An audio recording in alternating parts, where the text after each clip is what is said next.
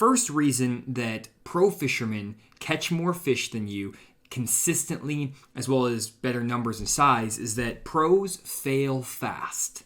What does that mean? Well, basically, pros are able to identify if something is not working, accept that it's not working, and accept the failure of not figuring it out, and then moving on to something else. Let's give an example. So the lake here, Grand Lake, has a ton of different options. We could be fishing offshore structure. We could be fishing back in the coves on boat docks. We could be fishing the back of pockets, the main lake. You could be fishing chunk rock banks, gravel banks. There's a million different options that you can fish when you go to the lake.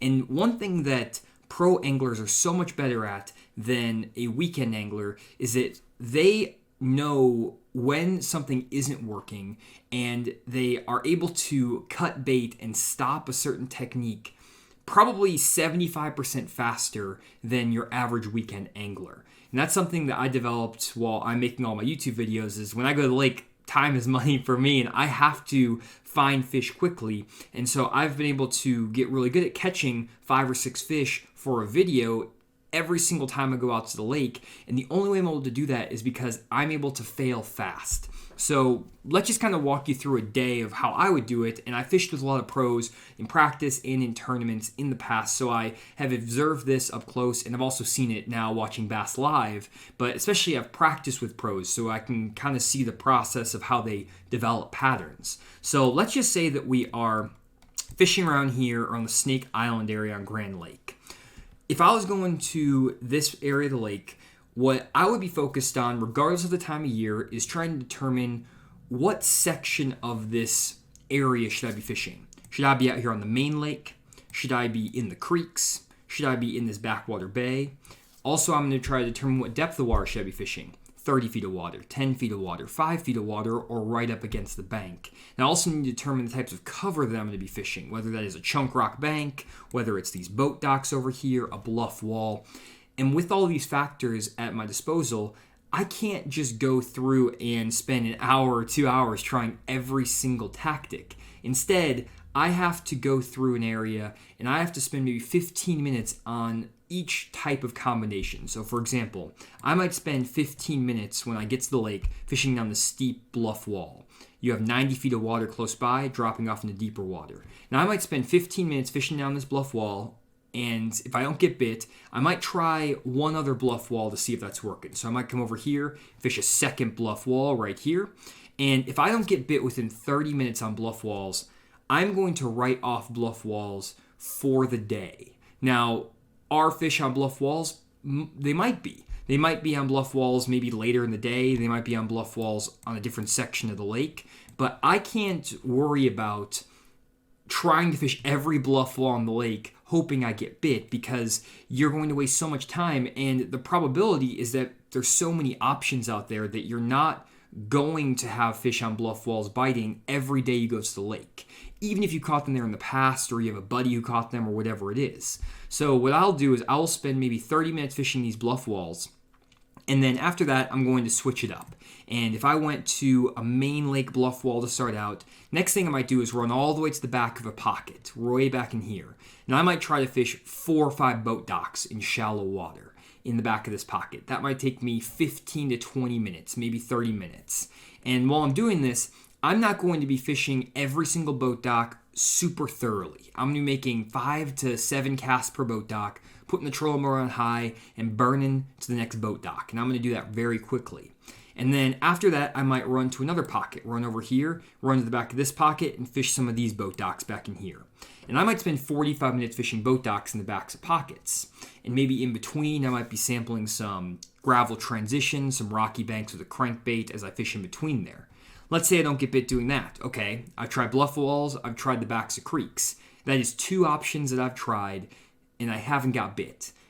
Does that mean that they're not on docks in the backs of pockets? No.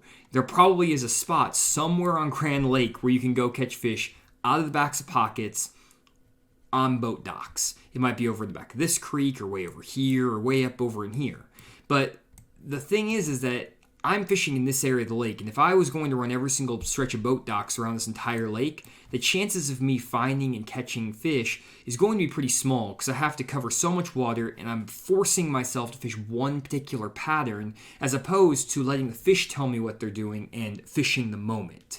So what I'll do then is I will then stop fishing the backs of the pockets, and then I might roll back over here and check some offshore points. So I might roll over and fish a nice offshore point that's sitting here, and I might not even fish it. I might just graph. I might graph an offshore point here. I might graph an offshore point over here, and I might spend 45 minutes graphing offshore points, and I might graph from anywhere from 8 foot of water all the way out to 30 feet of water. And that's the great thing about offshore fishing and my electronics is that I can graph a lot of different water looking for fish. And I talk about this in a lot of my YouTube videos. So if you want to know how to graph offshore structure, how to identify fish in offshore structure, all those different things, check out my YouTube channel. Go to the Fish Finder /Sonar Videos playlist. You'll find a ton of stuff there. But basically, I'm going to try to experiment for 45 minutes graphing offshore points in various depth ranges. And I'm not going to get too caught up if I don't find fish on offshore points, because most likely, if I'm only graphing for 45 minutes, the chances of me stumbling on a great offshore point is not necessarily that high. Now, let's assume, though, that I do find a fish on offshore points, and I start seeing fish on the graph, I pull up and I catch a fish.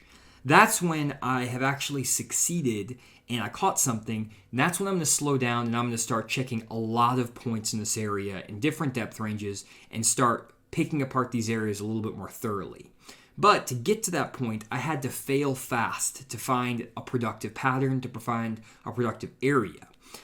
As I mentioned before in our YouTube videos, it's all about just getting that first bite. Once you get that first bite, it clues you in on what the fish are going to be doing.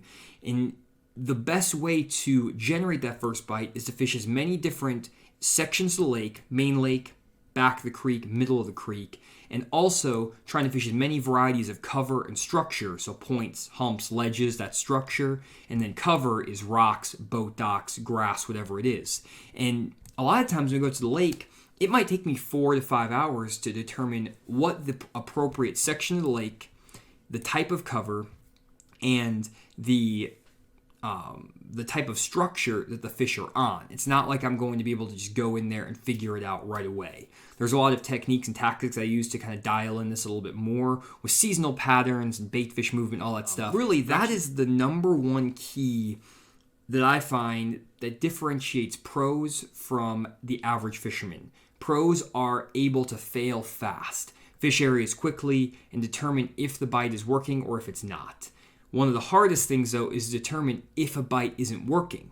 And I know a lot of guys might pull into a pocket and they might see a lot of really nice chunk rock banks or boat docks or whatever. And you might fish boat docks for an hour, 2 hours, 3 hours. I'm like, man, can't believe I'm not getting bit. Especially if you fished the lake in the past. One thing I see is a big issue with weekend anglers is that they don't fish the conditions. They don't fish the day. They fish history.